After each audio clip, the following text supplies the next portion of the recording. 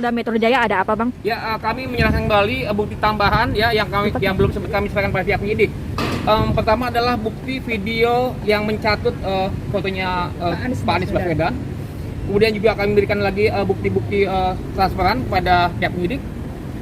Kami juga memberikan lagi bukti-bukti berupa perjanjian-perjanjian ya antara Oli dengan korban, juga adanya foto-foto. Itu ada Bapak Anies Baswedan sedang bicara ya, walaupun nggak ada suaranya begitu. Manipulasi gitu Bang maksudnya Bang? Ya artinya kamera banget. Ya artinya bahwa Pak Anies ketika itu diambil gambarnya, videonya dan ditunjukkan pada para peserta korban CPNS bodong. Berarti ada kemungkinan nggak sih tawaran PNS-nya itu untuk di Pemprov DKI Jakarta? Ya seolah gitu ya. Dan sebetulnya juga para korban juga sempat diajak oleh Oli itu mendatang ke BKD di balai kota gitu ya. Dan dia nyari momen di mana waktu itu ada peristiwa PPKM. Sehingga waktu Oli dengan para korban datang ke BKD, kondisinya adalah sedang tutup. Gitu. Tentu aja kami menyambut baik ya tindakan cepat dan tepat dari pihak Polda Metro Jaya yang sudah menaikkan perkara itu dari diri ke sidik kan gitu. Nah, hambatannya bahwa Oli selalu menunda-nunda pemeriksaan. Ini yang ketiga kali gitu ya. Sehingga membuat pihak Polda belum melakukan gelar perkara.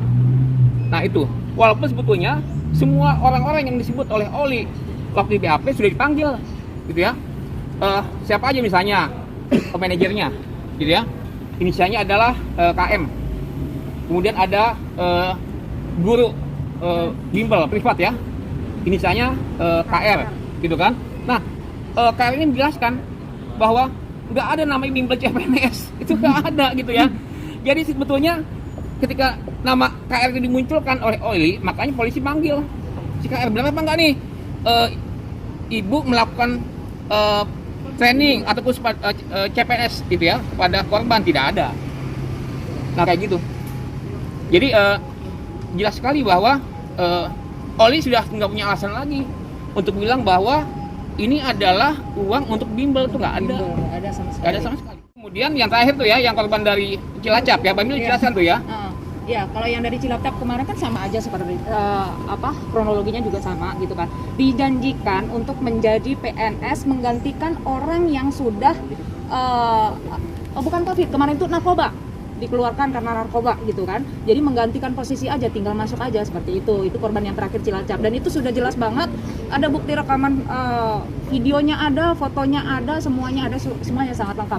Makanya kalau sekali lagi Oli, kalau kamu menyatakan bahwa ini adalah bimbel, tidak ada bimbel sama sekali, tidak ada sama sekali, seperti itu. Gitu.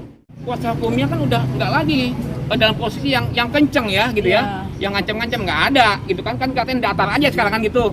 Bahkan dia bilang bahwa kami mencoba untuk berdamai kan gitu. Dan jadi saya yakin juga Oli juga sebenarnya tidak jujur dengan kuasa hukumnya. Saya yakin itu. Gitu. Makanya sekarang juga kuasa hukumnya udah nggak begitu kenceng lagi kan untuk perihal kasusnya Oli ini gitu. Ya, para Kapolres juga kemarin kan sudah nggak mulai ini lagi karena mungkin sudah bukti-bukti sudah diberikan kepada dari pihak kepolisian kepada tim kuasa hukumnya Oli seperti itu.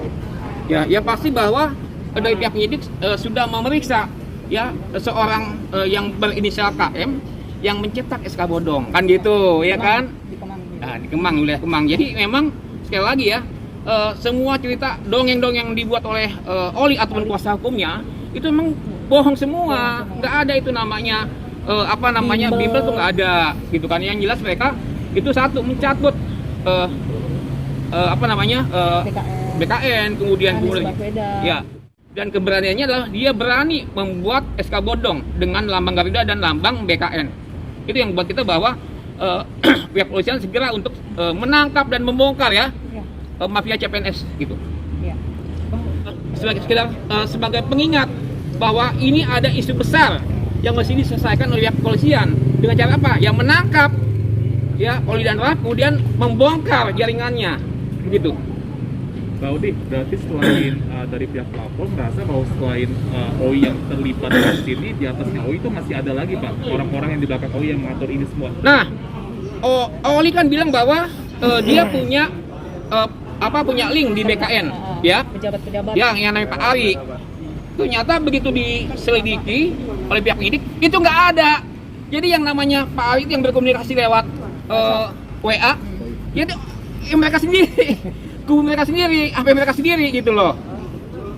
Jadi udah jelas lah ya bahwa udahlah gitu ya, kalau emang dia yakin bahwa dia benar, datang saja ke sini dong, jangan nunda-nunda. Ini udah mungkin yang 3 kali nunda gitu ya. Nah, jadi besok rencananya dia akan dipanggil kemari. Gitu. Makanya kami sebelum dia dipanggil, kita ingatin lagi nih ya bahwa ada satu perkara besar yang minta segera ditindaklanjuti oleh pihak kepolisian. Ya, walaupun kepolisian saya yakin udah cepat dan tepat, tapi jangan sampai pihak kepolisian dipermainkan oleh Oli dan Rat gitu. Bukan menunda-menunda. Kan selama ini kan memang kan Oli kan selama ini selalu menunda, jadi akhirnya kasus ini jadi lama seperti itu. Jadi ya saya berharap mohon kasus ini dipercepat karena korbannya juga banyak, dan sebenarnya korban itu lebih banyak dari ini, cuma nggak berani tampil. Sebenarnya masih banyak yang datang ke kami ya, khususnya ke saya pribadi itu banyak. Cuma ada ketakutan sendiri karena kemarin tuh ada ancaman dari Farhad dan segala macamnya itu. Akhirnya ini sebenarnya masih banyak lagi. Kalau misalnya di total lagi ya sebenarnya lebih dari 9,7. Karena yang nggak mau muncul itu sebenarnya banyak seperti itu. Ancaman seperti apa sih? Kemarin kan sempat ya Farhad Abbas nantang gitu kan, ayo semuanya korbannya temui saya tanpa kuasa hukum. Ada ketakutan seperti itu gitu kan. Tapi saya ya mau dilaporkan, ya, mau dimasukkan ke penjara. mau dilaporkan balik ke penjara oleh pihak polisi seperti itu. Nah, itu juga ya membuat beberapa dari korban itu yang tadinya rencana datang kembali ya ketunda ya. Mungkin Mbak Mila bisa jelasin tuh kenapa? Ya kan ada Desi. Ya Mbak Desi. Soal mereka yang datang. Iya, beberapa korban memilih untuk mundur karena mendapat ancaman akan mau dimasukkan ke penjara karena dianggap menyogok. Padahal kan ini bukan menyogok kan. Istilahnya ini memang perjanjian kita memberikan jasa kepada Owi yang telah membantu aja gitu sebenarnya awalnya. Dan Jadi Owi juga mereka kan bukan mundur PNS. secara perlahan karena mereka takut dibilang akan dijebloskan ke Farhad, dijebloskan ke penjara oleh Farhad.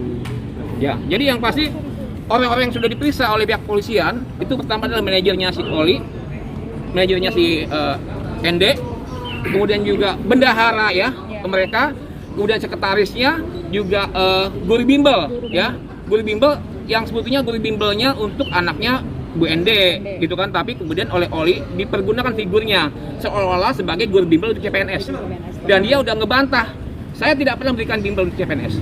Kalau izin pertegas lagi, artinya saksi dari terlapor sendiri menegaskan tidak ada bimbel-bimbel itu ya Pak ya? Tidak ada, saksi semua jelas tidak ada bimbel. Ya bahkan kemudian pada hari ini adalah konfrontasi ya antara yang namanya Eki tuh ya, Eki yang orang mengaku sebagai orang BKN dengan korban dipertemukan kan gitu ya.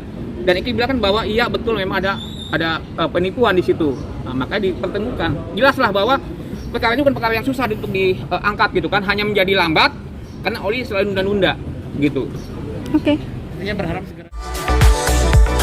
Jangan lupa subscribe dan nyalakan lonceng.